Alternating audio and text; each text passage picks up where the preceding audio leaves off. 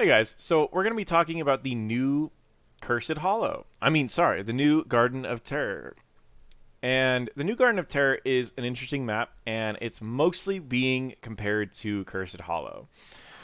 The reason they changed this map is because there were two major issues. One, when the enemies got a plant, it was never really fun chasing it around. He would turn off structures, blow up a couple things. When you got up to him, he would sprint up to a different area, turn off structures, blow up stuff, and you always felt like you were just chasing people. You never were fighting. Unlike the other vehicles that you often fight, it forces everyone to fight, and there's not a lot of easy ways to get around. So they have to make the decision of, do they want to fight or do they want to leave, because they don't have that increased mobility as the plants did. The other problem with the plant map is that these little areas in here with the bosses and the camps that would spawn, you could often get your entire plant without ever fighting the enemies, making it a map that kind of forced people never to fight, which was something that we didn't actually want to see. We want to see maps that constantly make you want to fight the enemies. So they made changes to this map, and they made it to where there are these plants that will spawn in these little areas, either, and it only spawns one at a time. Think very similar to Cursed Hollow, like the tributes. And it spawns in these areas. Unlike the tributes, there are 4 minions that will be here defending it. So you need to kill off the 4 minions, and then you can channel on it. In this case, on Cursed Hollow, you could send like an Abathur to grab it if there's no enemies nearby, and he could get it easily. This case, you do want to send your team to do the initial clear, making it to where it's a harder objective to get because it gives both teams more time to stall. When you get all 3 of these on your side, the enemies won't lose their 3. They still get their 3. Or they say they get 2 and you get 3. They still get to keep their 2. Same as Cursed Hollow. When this objective is picked up, it will spawn 3 people from this area. Or at least, it kind of works in Tomb of the Spider Queen, where they will spawn in the closest wave available. So one will spawn and go up here. Say the minions are here, he'll spawn right here. One will spawn here, the minions are here, it'll go there. Same thing, one will spawn down here. And it takes longer based off of how far away it is from the last curse, or the last plant. So in this case, say the plant is here and this is the last one you're getting. It will pretty much instantly spawn something here, instantly spawn something here, and then the last one will take a little bit as the vine will go up here, and then it'll spawn the last one here. Not a big difference. Let's just say, in all honesty, they all spawn at the same time, generally. So, the seed says it's spawning, which means that everything is just kind of stalled here. Everything's just waiting, and once it does spawn, you will see 4 minions that pop up, and I'll zoom in just a tad so you can see. And it takes a little bit for them to clear out these minions, making it a decent amount. And they do a decent chunk of damage, too. I mean, Kerrigan's already lost about half her health. And just trying to clear these up, more than half the health. It's not something you want to take alone. You definitely want to go with your team, which I think is a cool aspect. It makes it to where it's not easy for a team to just walk in, grab something while the rest of the team is just blowing up everyone. So it's a pretty cool... I personally like this variation of this. Then afterwards, it's channeled just like Cursed Hollow. It can still be interrupted just like Cursed Hollow. And it does a verbal sound, an audio sound, so you understand when it is picked up, so your team doesn't need to jump in there anymore. Now, the objective itself summons 3 plants, and these 3 plants will turn off structures. And they turn off structures, and you can destroy the plant just like the little summoned plant just like you could before, except for it has about a third of the health that it has, so it's better to blow it up very quickly so that the structures turn back on. In general, the objective is pretty scary, but I would say it does about as much damage as Cursed Hollow, maybe a little bit more damage than Cursed Hollow. I don't think it's as much as some of the other maps, but it is a pretty powerful objective if ignored. If you're alone in the lane against it, I recommend destroying the pot so that your towers will turn back on. So we will fast forward up until the objective spawns. But as you can see, it's just like Cursed. It just keeps spawning in different areas, and the regular team fights tend to keep happening during the same time.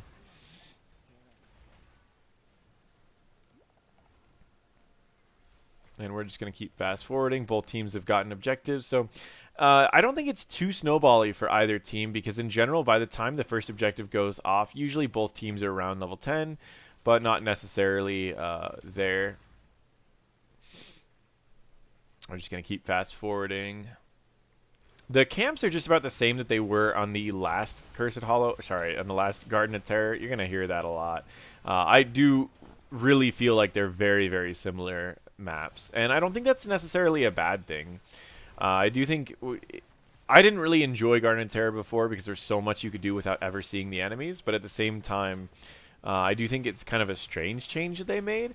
But it is a pretty good map. Just because it's similar to Cursed Hollow doesn't mean that it's a bad map. It is a pretty competitive map. You can still make trades too. For example, in this objective, we didn't want to fight it. We wanted to get level 10. So I took a bunch of structures up top, and we will push for level 10.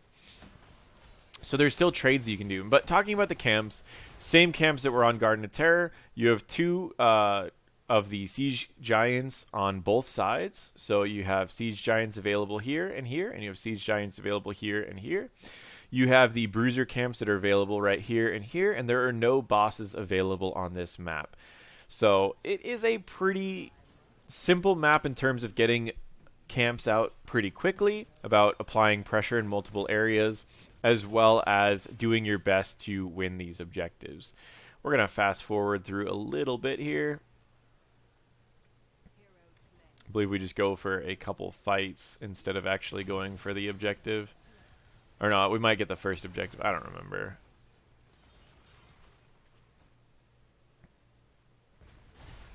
Yeah, we go for that.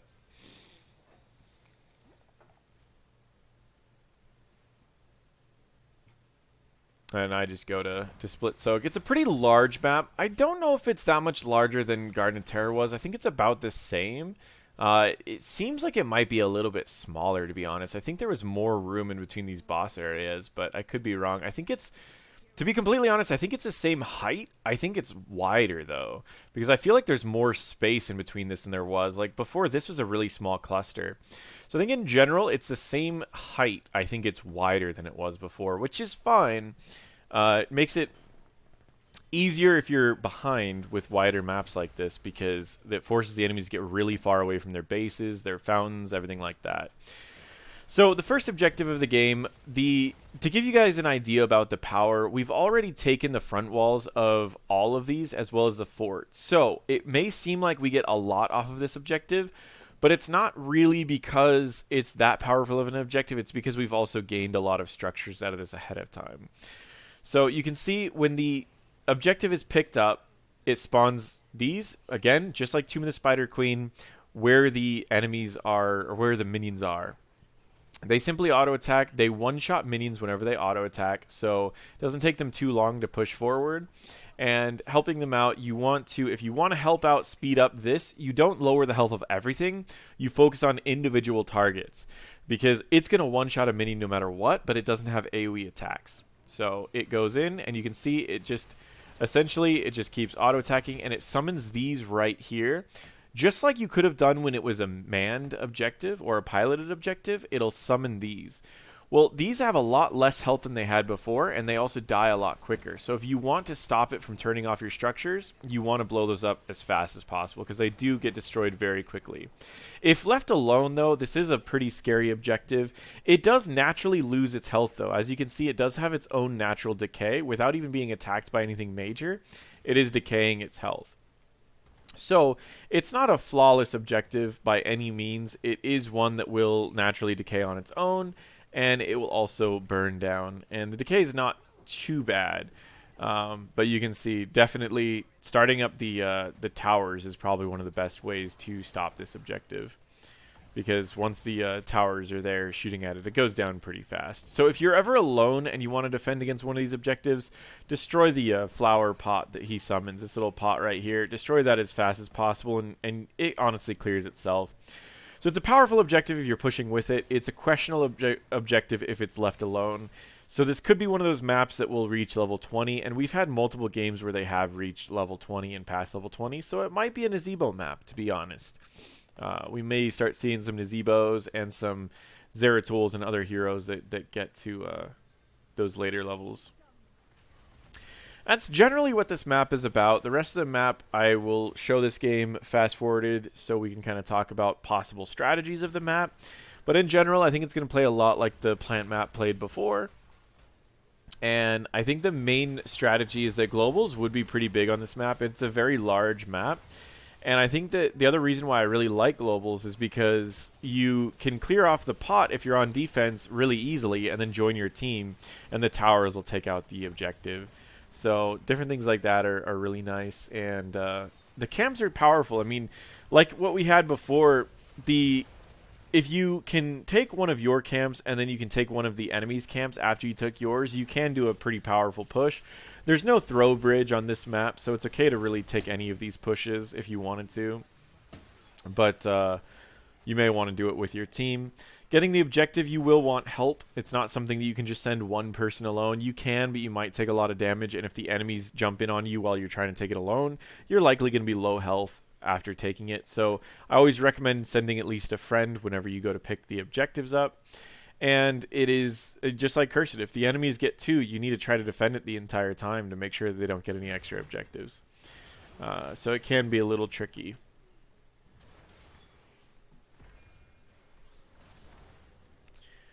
Some heroes that I like other than just globals on this map, I mean, poking is still pretty good, but the one reason why poking isn't as good on this map compared to Cursed is that there's minions that you can hide behind while getting poked. I'm testing out new Combustion. I know you guys are going to make fun of me, but I'm testing out new Combustion because they nerfed Bunker like 3 times and they buffed Combustion. So I wanted to make sure that I could test it out, see if it's even a possibility that we're going to see this instead of Bunker. I don't know. It's a challenge for sure. And then I die down there, and a great Sanctification up here leads to the rest of the kills. Arthas got a health buff. I mean, there's a lot of different changes in here for this patch. In general, did they answer the problem of teams not fighting enough on Garden of Terror? I think so. Did they fix the awkward nature of the plant being able to run away? Sure, but they did create another awkward nature of a large map with an objective that pushes in all areas of the large map. I never really like that because then you want a team fight together, but you also need to split up, and it's just always frustrating to me to have to split up onto a 3-lane map just to protect against an objective. That way the enemies can just seriously just push endlessly. So there's pros and cons to this map for sure. I know a lot of people don't like it because it's just too similar to other maps we've had, but in general, I think it's a pretty decent map, honestly. I think it's I don't think it's too bad. And I believe we just kind of, you know, throw a little bit. Or just get kills. New Kerrigan right now is pretty powerful. So you can see how Kerrigan is absolutely just holding her own versus 4 or 5 people attacking her. The build that this Kerrigan's going is a variation of the auto attack build. It's a pretty scary build. I decided to go. You know, I gotta make sure that I die with the team.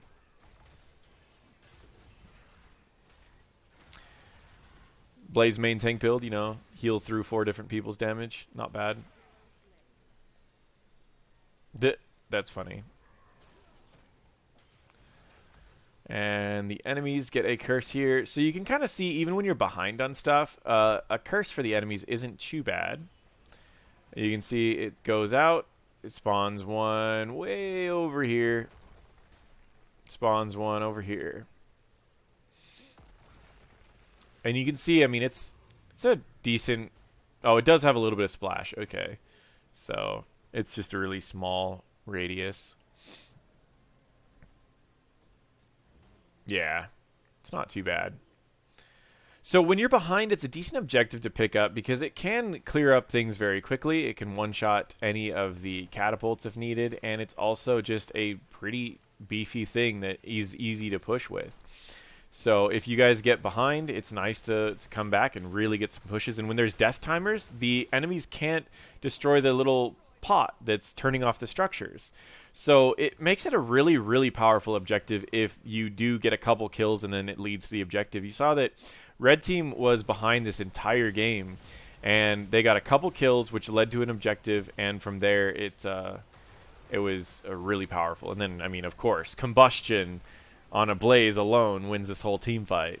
But No, but in all seriousness, it is a decent objective to pick up while you're behind, and you get to keep your tribute numbers as well, your plant numbers as well. So even if you get a little bit behind, it's okay to grab it later. And so I think it's honestly, I think it's a pretty interesting map. I do. I know a lot of people are really gonna hate on it just because it could have they removed a map where it had a fun thing to pilot and gave us a map that's pretty much Cursed Hollow 2.0.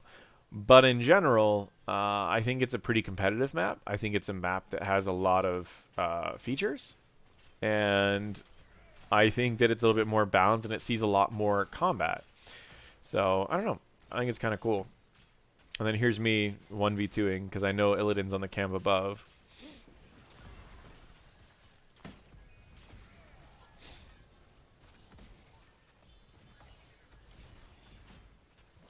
Currently in the with Kerrigan and Brightwing changes, everyone's been going like really heavy melee teams to get this Kerrigan into their teams. So I decided to go reduce melee heroes damage as well as heal off of the damage dealt by it. So I'm really hard to kill as Blaze right now.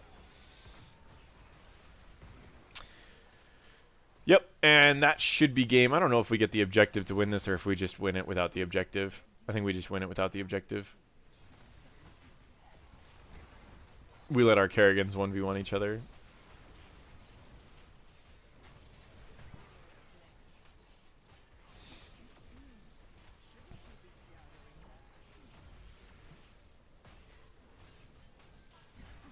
I mean, not really a 1v1. There's like 5 catapults sitting here.